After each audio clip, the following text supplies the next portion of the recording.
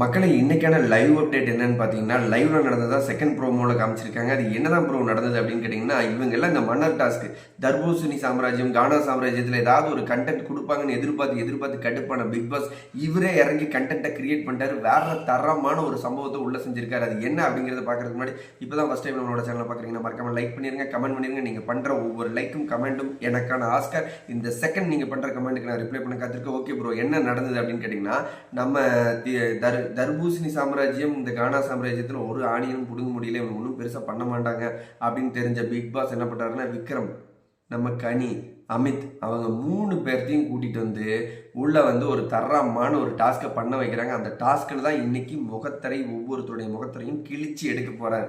என்ன bro task அப்படின்னு கேட்டிங்கன்னா, பிக் பாஸ் வந்து அந்த லிவிங் ஏரியாவில் கூட்டிகிட்டு வந்து ஒரு டாஸ்க்கை படிக்க சொல்கிறாரு. அதாவது நீங்கள் வந்து கிட்டத்தட்ட 39 நாள் இந்த வீட்டில் இருந்திருக்கிறீங்க. இந்த ஆள் என்ன பண்ணனா, அந்த ஆள் என்ன பண்ணா, இவன் எதுக்கும் லாக்கில, இந்த மாதிரி உங்களுக்கு தோன்றத 1 2 3 4 5 அப்படின்னு சொல்லி நீங்கள் அந்த மென்ஷன் பண்ணி அந்த 1வது இதில் உட்கார்ந்துருக்கிற அந்த நபர், அந்த 1வது 2வது இடத்துல நிற்கிற நபர் வந்து என்னவா நீங்கள் பார்க்குறீங்க, அவங்க இந்த வீட்டில் என்னதான் பண்ணுறாங்க அப்படிங்கிறத சொல்லுங்க அப்படின்னு சொன்னீங்க.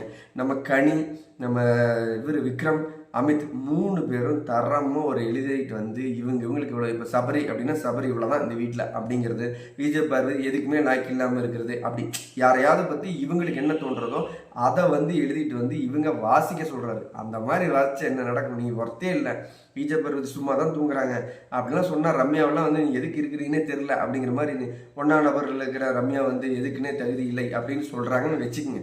என்ன சம்பவம் நடக்குது, தரமான சம்பவம் நடக்குது. உள்ளேயே ஆல்ரெடி பயங்கர கொந்தளிப்பாக தான் போயிட்டு இருக்குது. ரம்யா ஜோவெல்லாம் கிளம்பி இதுக்கான ஆள் நான் இல்லை, என்னெல்லாம் ஜட்ஜ் பண்ணால் உங்கள் 3 பேர்த்துக்கு என்ன தகுதி இருக்குது, நீங்கள் எப்படி அதுதான் நான் முடிவு பண்ணலான்னு கிளம்பி அடித்து பயங்கர மிராக்கிள் பண்ணிட்டு இருக்குது. பிக் பாஸ் வீடே பற்றி எரிஞ்சிட்டு இருக்குது அப்படிங்கிறதான் பார்க்க முடியுது. விஜய் பார்வதி வந்து 13ஆம் நபரில் நிற்க வச்சு நீ இதுதாமா அப்படின்னு ஏதோ சொல்லிட்டாங்கன்னாட்டுக்கு, இந்த 13ஆம் நபர் நான் தான் அப்படின்னு சொல்கிறதுக்கு உனக்கு தகுதியே இல்லை, அப்படிலாம் கிடையாது, நான் அந்த மாதிரி ஆளே கிடையாது அப்படிங்கிறாங்க. 1ஆம் இடத்துல சபரியும் 2ஆம் இடத்துல 3ஆம் இடத்துல இருக்கிற இவங்க யாருமே இதுக்கு தகுதி இல்லைன்னு ஒட்டுமொத்த ஹவுஸ்மேட்டுமே இறங்கி களமாடுறாங்க அப்படிங்கிறத இந்த வீடியோவில் பார்க்க முடிஞ்சது. வேற லெவல் தாறுமாறாக கண்டென்ட் ஒன்று கொடுத்து உள்ளே இருக்கிற ஒவ்வொருத்தரோட ஒரிஜினல் முகத்தை வெளிப்படுது. அதை தான் பார்க்க முடியுது. பிக் பாஸ் வீட்டில் யார் பெஸ்ட் ஹோஸ்ட் அப்படிங்கிறத நீங்கள் மறக்காமல் கமெண்ட் பண்ணுங்கள். இந்த வீடியோ பிடிச்சிருந்தா லைக் பண்ணுங்கள், நம்மளோட சேனல் சப்ஸ்கிரைப் பண்ணி வச்சுங்க. பிக் பாஸ் பற்றின லைவ் அப்டேட் அடுத்தடுத்த வீடியோவில் சந்திக்கலாம். பாய் மக்களே.